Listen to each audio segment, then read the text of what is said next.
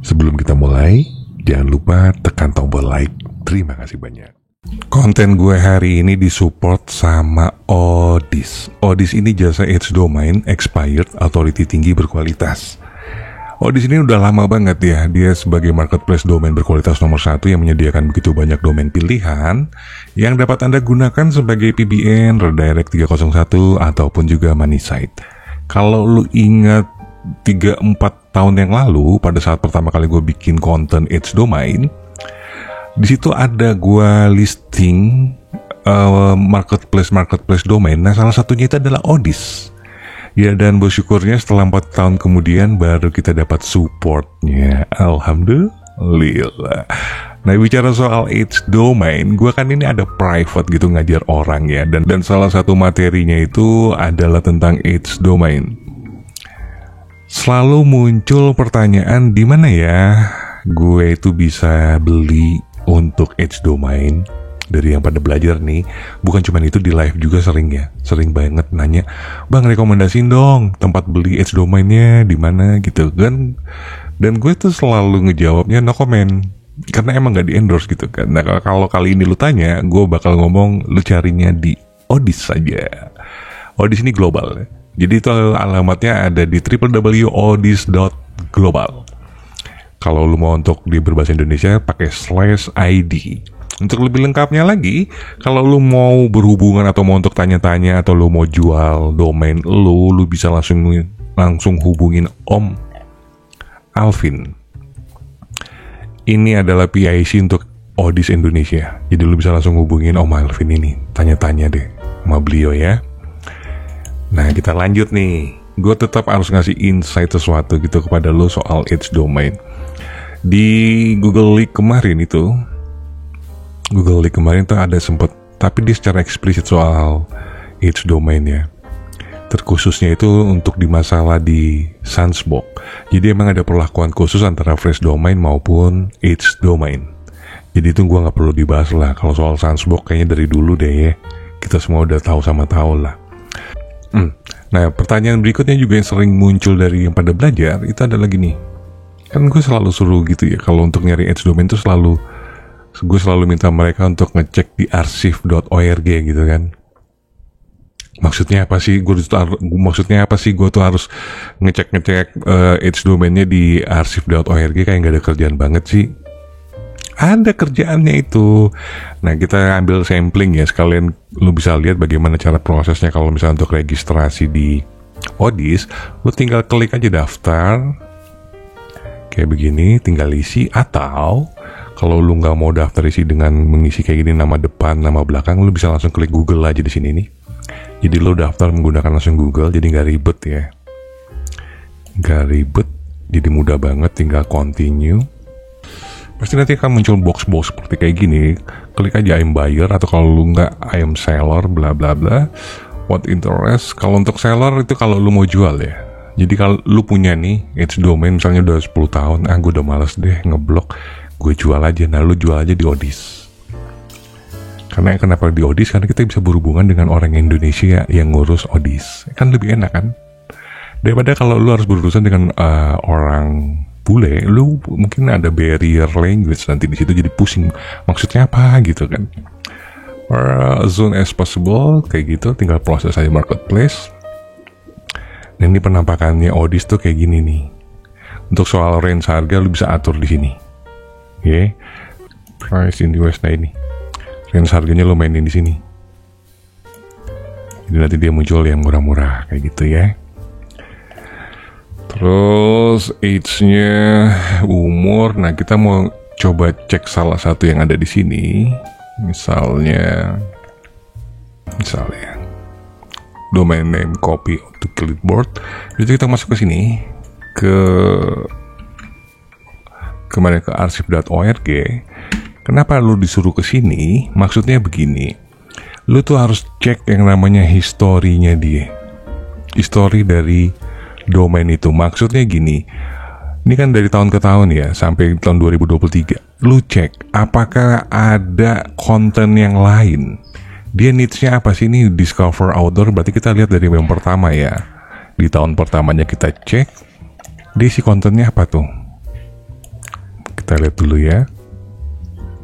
Ini insight ya kalau untuk nyari Edge domain. Nah ini lu lihat. Ini mungkin penampakan pertama ya. Penampakan pertama domain ini. Dia harus konsisten sebaiknya ya. Sebaiknya konsisten dari tahun ke tahun. Itu niche-nya tetap ini. Soal apa sih dia nih? Discover outdoors.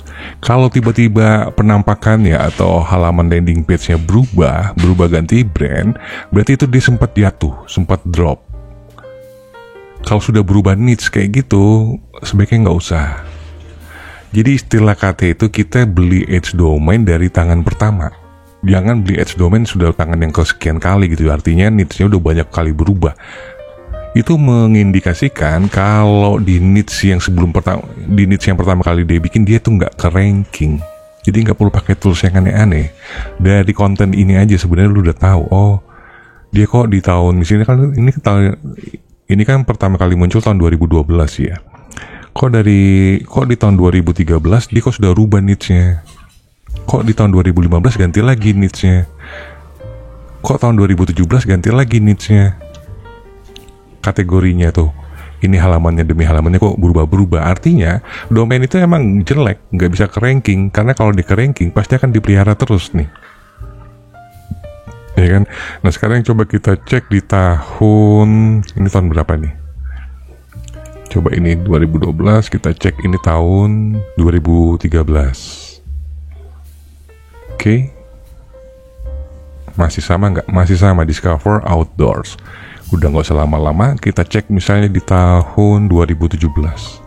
Masih sama nggak nih? Masih sama juga, discover outdoors.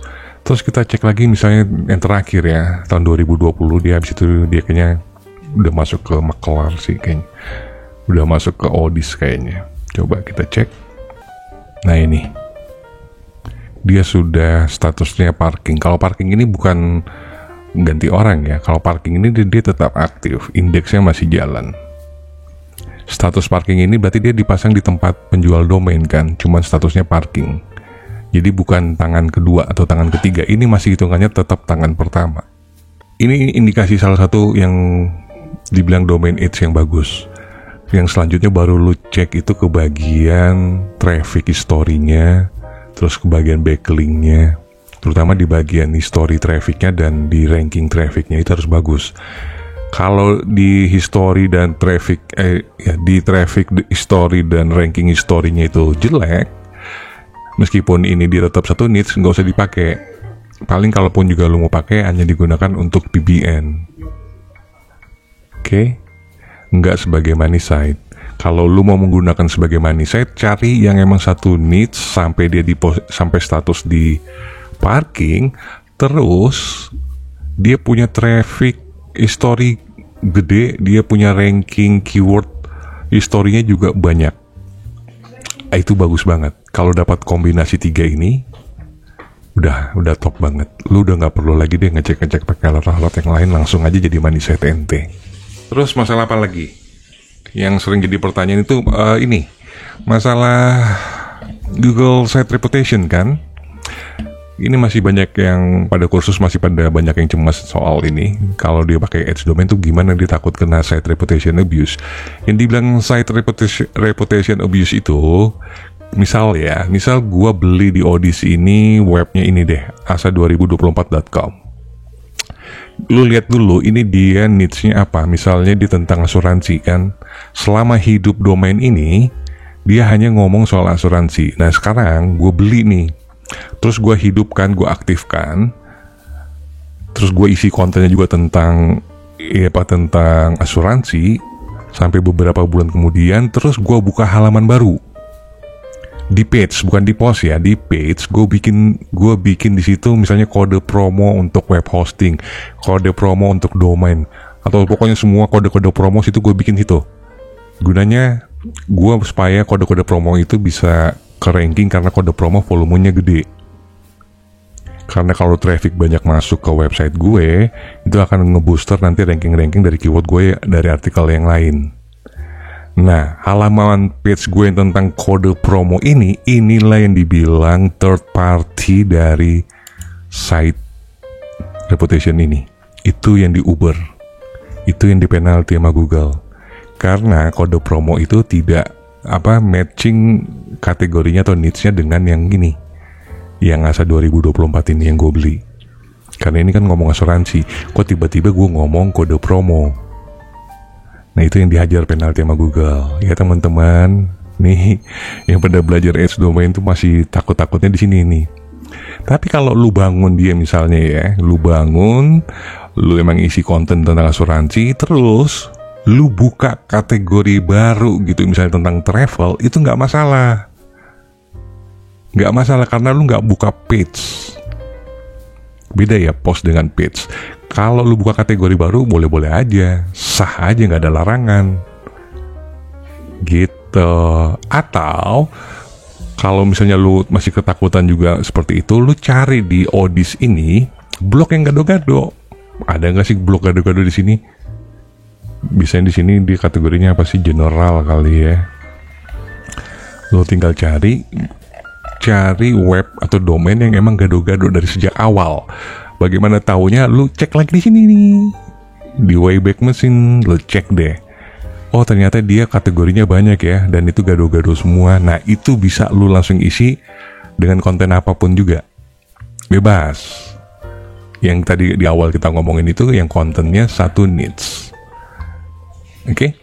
So, jadi sekarang lu udah nggak pusing ya kalau lu misalnya untuk mencari tempat untuk membeli Edge domain, lu bisa lakukan di Odys.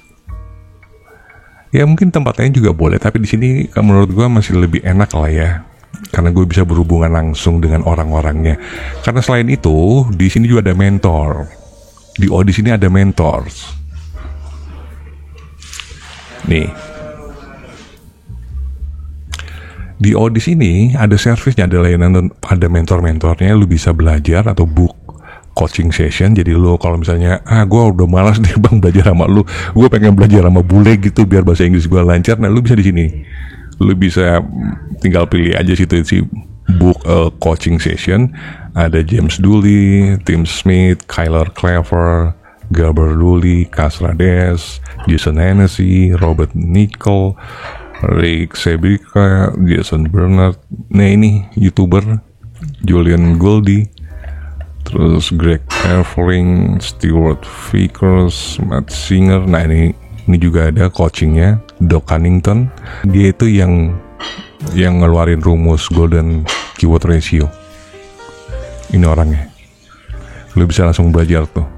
Keren kan? Selain itu juga di Odys itu ada service apa lagi kita bisa lihat. Ini redirect 301 buat teman-teman yang masih punya kendala atau nggak ngerti bagaimana cara nge-redirect 301.